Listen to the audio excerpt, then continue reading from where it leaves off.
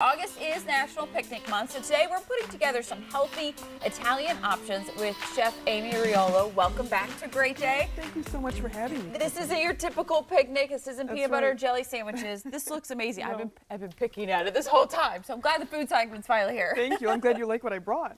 What are you making for us today? So today I'm making a traditional Sicilian Caponata. Okay. So this is a sweet and sour eggplant medley. It's got a lot of great things in it. And what I'm doing is I've just sauteed some onion and celery with eggplant and a little bit of Sicilian olive oil. Okay. And now that these are going, you can see they really cook down. I had to do it a little bit in advance or else you wouldn't have enough time. So we layer the dish. And I love this dish because I think it's like all of Sicily and pretty much of Italy in one dish.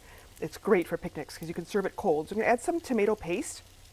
And here's a trick. Whenever you add tomato paste to a recipe, I always make a little space in the bottom of the pan, and then I swirl it around like this because what happens is you can get the sugars to caramelize, and it coaxes the sweetness out of the tomato paste. It makes your dish a lot more sweet, and then you don't need to add sugar or anything like that. Instead of just dumping it right on top. Exactly. Instead of dumping it in the liquid. Okay. So that's just a little thing. Yep. Then I add in the regular tomato puree.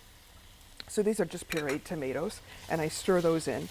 And this dish, really builds a lot of flavor, and then you can let it sit, and at room temperature the next day, it's great. People are going on a picnic. You can put it on bread. You can put it in sandwiches. Yeah, I'm going to add some white wine vinegar now. Okay. So this recipe dates back to at least the 13th century. That's when it was documented. We think it was probably before that, but in the 13th century, it used to be a favorite of the aristocrats in Sicily.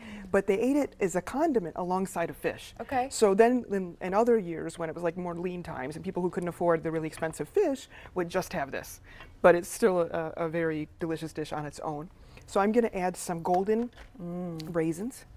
And that gives it kind of like the sweet and sour component that Sicily's so well known for.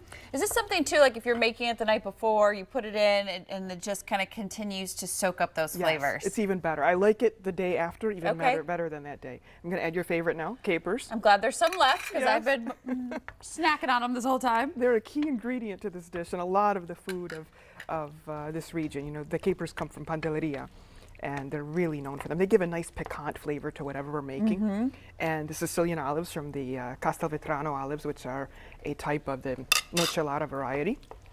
So when you're planning a picnic and you want to do something like what you're doing, what is should people be looking out for? What types of dishes to make for a fun Italian picnic? Sure. So what I wanted to do were things that could be eaten at either room temperature or cold. Right. So we have, in addition to this caponata, we also have the swordfish kebabs. So these are swordfish and tomato, and I actually skewered them on rosemary.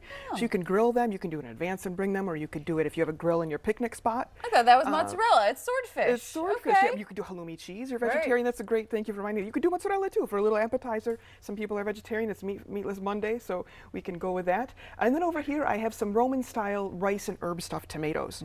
So you do those the day before, the morning of, something like that, and just bring them. Oh, this is all great at room temperature. And then for dessert, we have a little caponata, not a caponata, but a macedonia, which is a fruit salad. And I've got some pineapple in there and some kiwi and strawberries. You can do coconut. They're all from my Italian diabetes cookbook. And then I have another little treat over there. We have wine jellies. So these are from the area of Italy, the Abruzzo, that we were just looking on at the map. And this is one of my tour partners. I lead culinary tours to Italy. Yeah, that's like what is it, Italian sensory experience? Is that what you call it? Oh, I love that. Because it's everything. You get to a really great, cross of culture and nature and cooking and tourism. It's a wonderful experience to have. So we've got 2 tours coming up. One leaves on September 21st, and the other one on November 2nd.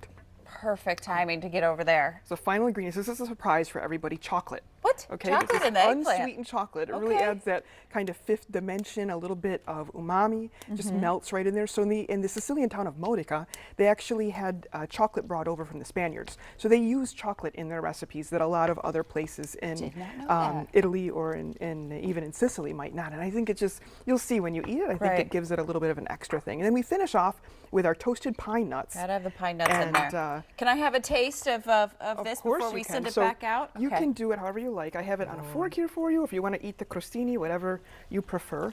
And it's just room temperature. So isn't that great, like on bread? Or I also like to toss it into pasta when it's a day late. Israeli couscous, it tastes really good with that. Amy Riolo, you are amazing. This is delicious. Check out the Italian Diabetes Cookbook or why not go over to Italy with Amy? I think that sounds like fun. Thanks so much for being Thank you here. so much, Kristen. Andy, we're going to send it back out to you.